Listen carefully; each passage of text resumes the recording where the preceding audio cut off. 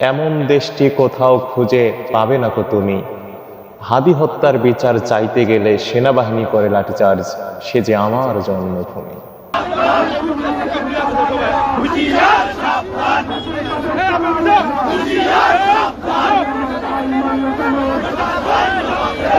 সেনাবাহিনী পঞ্চগড়ে শিক্ষার্থীদের উপর লাঠিচার্জ করার পর এই যে স্লোগানটা, কি স্লোগান দিচ্ছে? প্রতিবাদের ভাষাটা কি?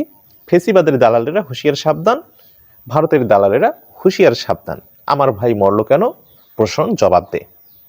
কাদের উদ্দেশ্যে এই স্লোগান আজকে রাতের মধ্যে?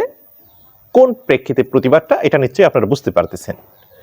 মানে সবচেয়ে বাংলাদেশের দেশপ্রেমিক সেনাবাহিনী কিংবা বিজেপি, এদের কিন্তু আমরা সবসময় বেশি দেশপ্রেমিক বলে থাকি, এবং সেনাবাহিনী সবচেয়ে নিরপেক্ষ থাকার কথা, এবং এটা আমরা সবাই জানি সেনাবাহিনী নিরপেক্ষ। এবং সেনাবাহিনী যদি ওই 5 আগস্টের দিন নিরপেক্ষ ভূমিকায় না থাকতো, তাহলে কিন্তু আজকেও ওই শেখ হাসিনাকে কেউই তাড়াতে পারতো না।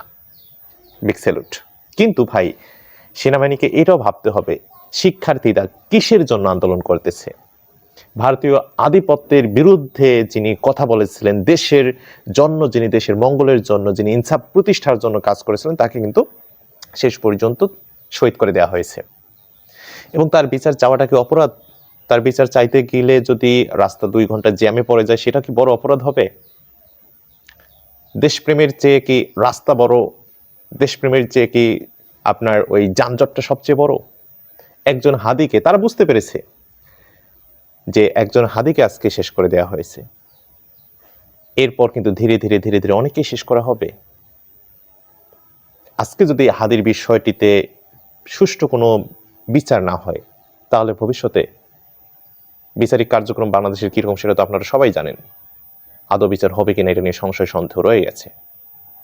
ইভেন আমি দেখলাম যে গতকাল একটা নিউজ, সেখানে বলা হচ্ছে একজন গুরুত্বপূর্ণ ব্যক্তি বলতেছে, আপনারা নেটে সার্চ দিলেই পাবেন, যে অনেক আসামি সেই সময় তৎকালীন বলবো না, রিসেন্ট এই তো কয়েক মাসেই হলো, যে যারা হত্যাকাণ্ডের সাথে জড়িত, যারা হত্যাকাণ্ডের আসামি এবং জেলে আছেন, তারা অপেক্ষা করতেছেন যে নির্বাচন হলেই তারা ছাড়া পাবেন।